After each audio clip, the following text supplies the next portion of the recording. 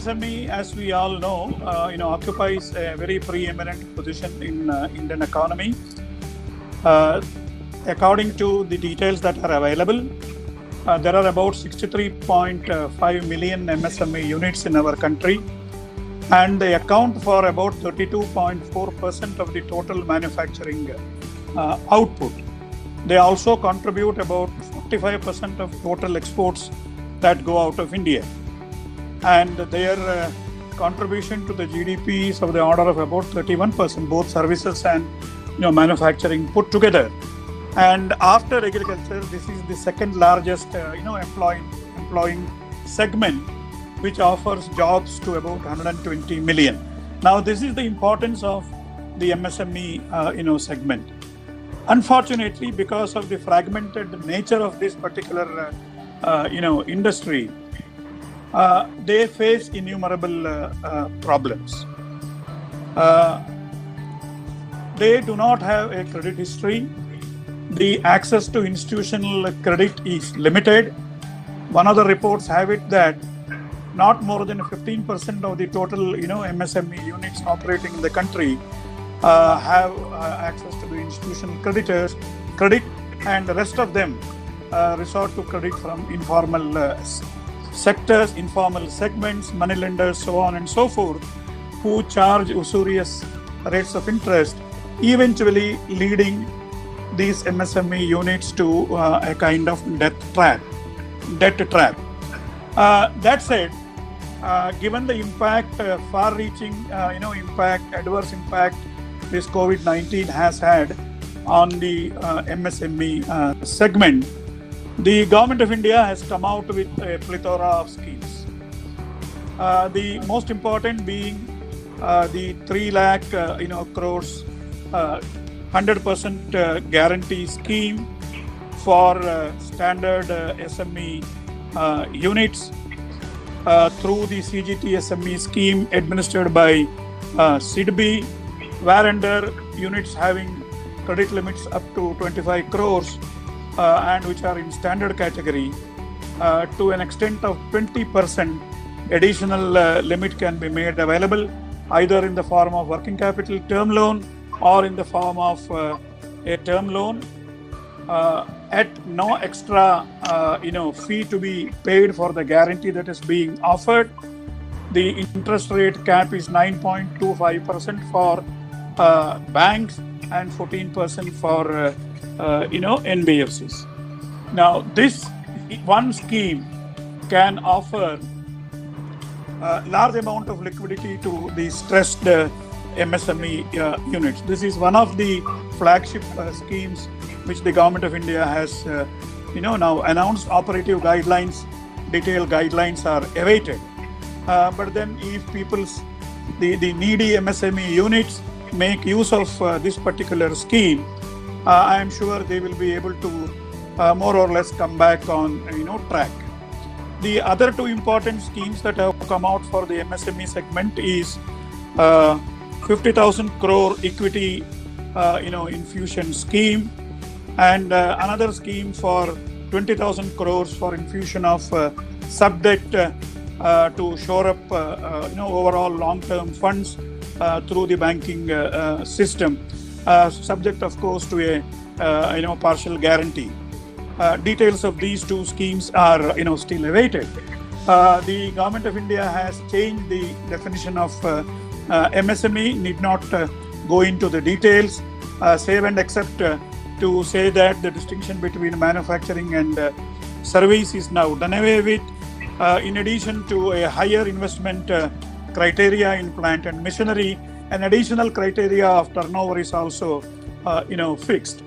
There are various other pronouncements like no need for government procurement through global tender up to 200 crores of procurement.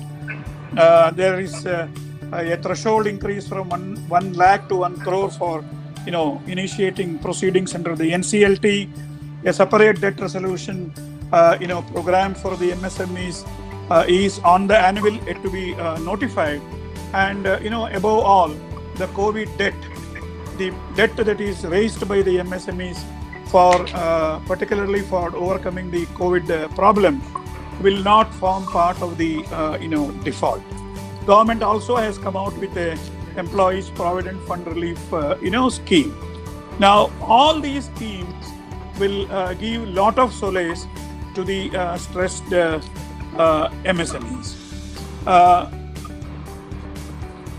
These MSMEs, which are now shut down for more than 2.5 months, have to gradually restart. Restarting is not an overnight easy process. You need to get the labor back. You need to assess what is the erosion in stock value, inventory values. You need to reconnect power if it is disconnected, and all factors of production to be brought together for a recommencement of production, sales to happen, cash flows to be seen. All these things will take a couple of months time, and seeing this rightly, the battle ready Reserve Bank of India has extended the moratorium, deferment, etc. given for 3 more months, converted the accumulated interest into an FITL repayable over 12 months period by 31st of March 2021. Now, basically, it's a question of, according to me, it's a question of survive and revive. You need to survive first, and later you need to revive. To survive, you need to take advantage of these schemes which are announced. Now, going forward, how do the MSMEs survive?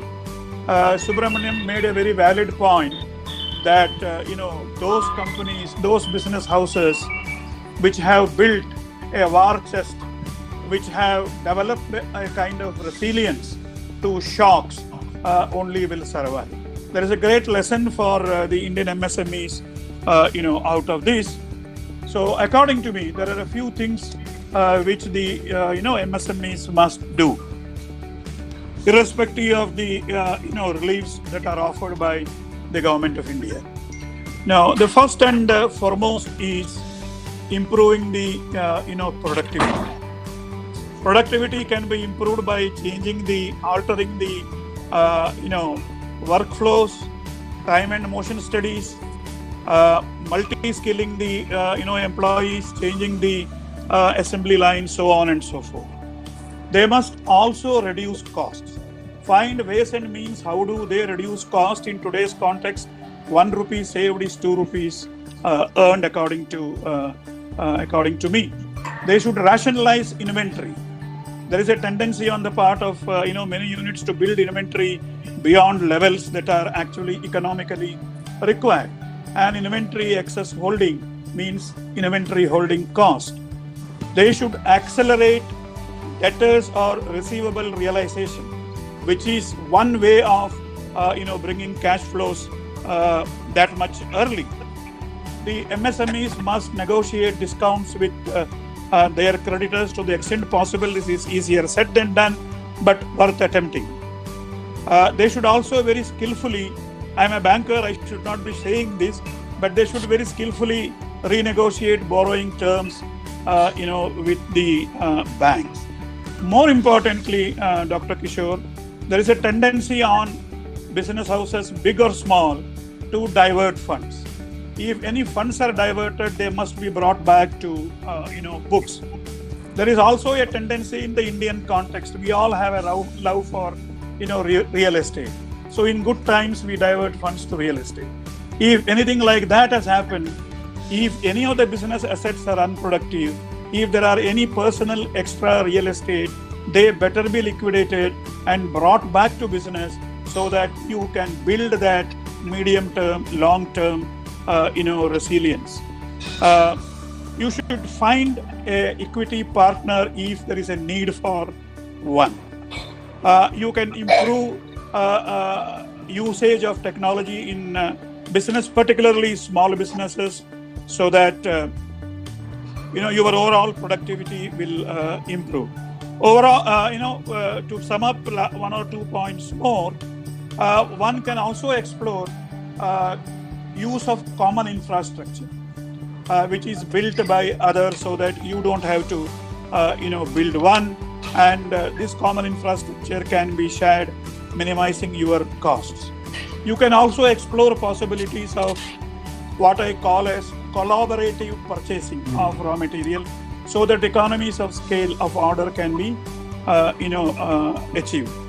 Finally, in the days to come, one will witness a process of mergers and consolidations. And if that is in the interest of the business and a particular unit, and if it can ensure longevity, I think one must opt for it. This is what I would like to say about the MSME segment, the survival strategies, so on and so forth. Thank you.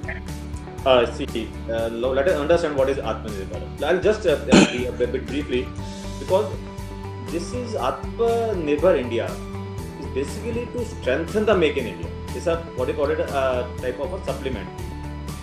See, the Make of India scheme was launched in September 14 by our Honorable Prime Minister. As it was pointed out previously, it was designed to transform India into a global manufacturing hub. Basically to invite our local entrepreneurs as well as the foreign investors to come, set up a base in India and manufacture here. And the government identified 25 industry sectors. And the DPIIT was made the nodal agency by having a dedicated help desk. Then they formed various type of committees who used to visit the other countries, explain how our country offers them these benefits, the facilities. Obviously, as Mr. Kamath pointed out, there are some issues, no doubt, but still, I think we have our plus points: the availability of raw material, availability of labor, cheap labor, I would say, and skilled as yes, especially the skilled ones. So those things are there. So even setting up of industrial corridors.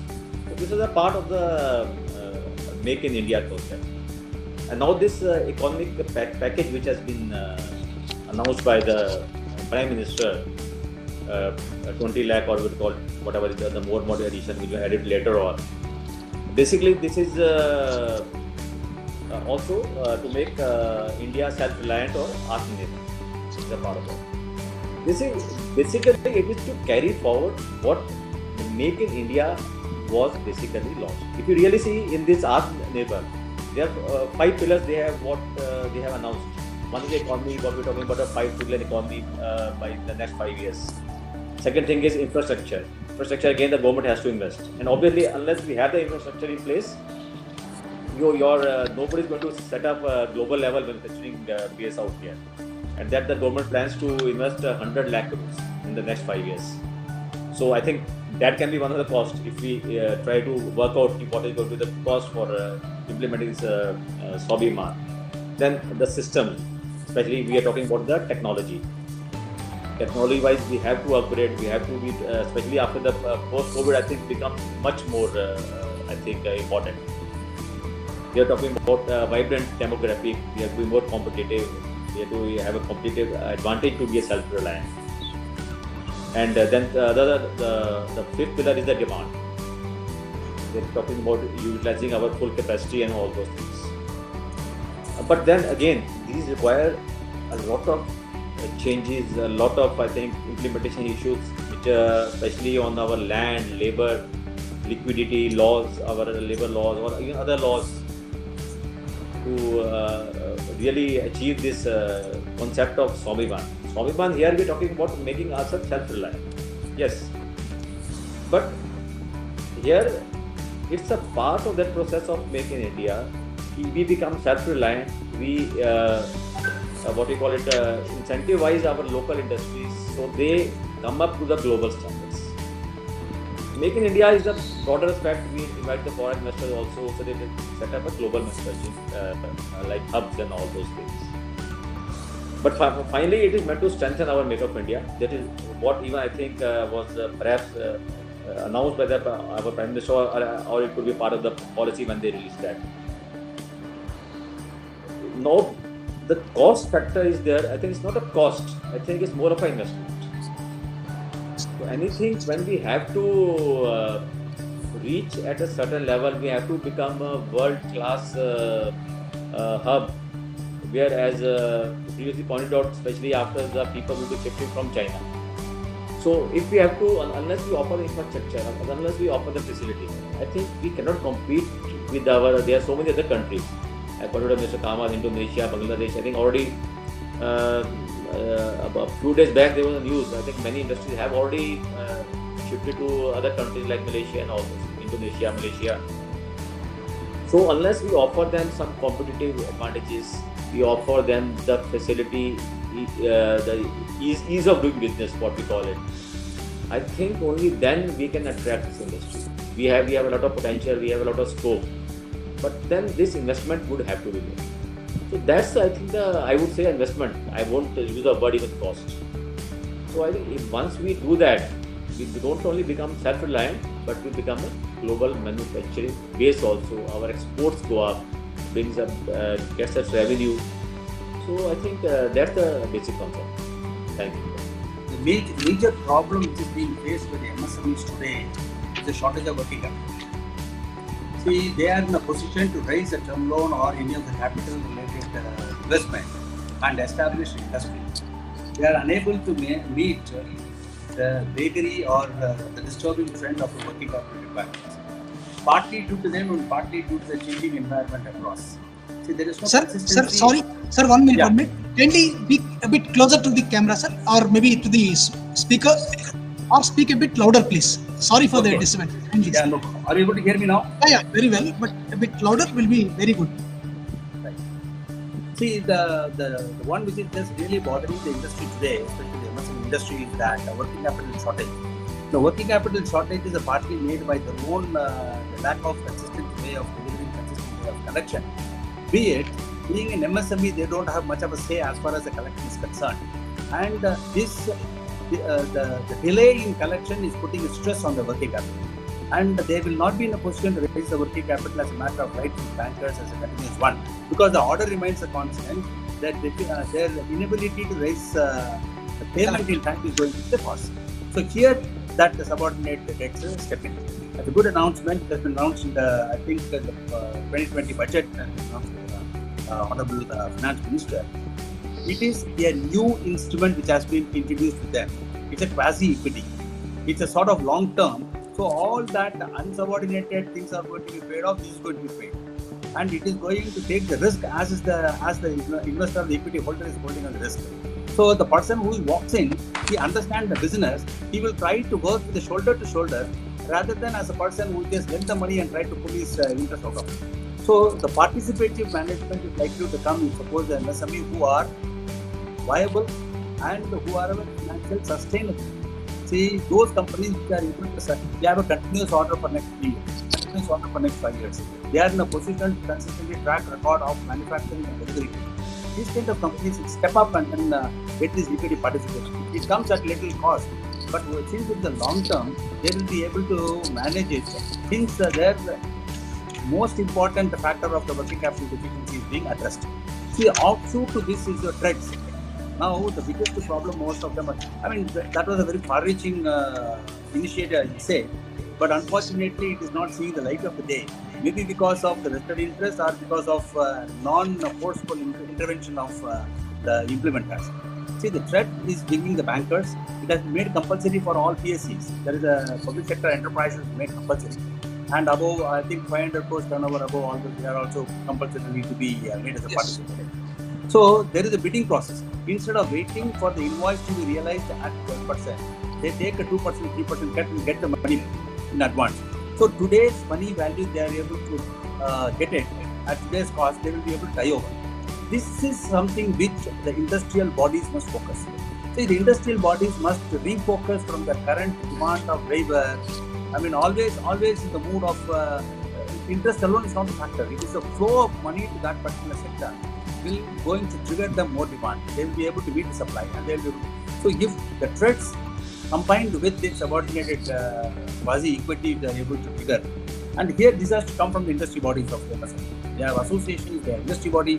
These people have to step up and guide their members in these kind of instruments, rather than making us a lobbying only for the purpose of getting some waivers and things like that. So these waivers and all, it is like taking a fit for today's bill. And it will not, if you don't teach them how to do a fishing, they will never be able to sustain as they move forward. So this is a good opportunity to be given, and they can make it.